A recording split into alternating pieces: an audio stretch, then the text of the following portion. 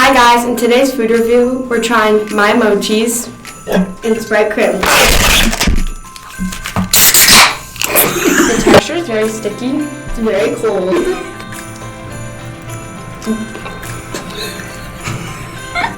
The flavor of the mochis were very mango and chewy.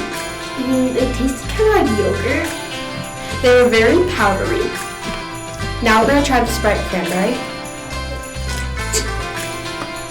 The Sprite tasted like cranberry. It's very fizzy. It's a pretty strong drink.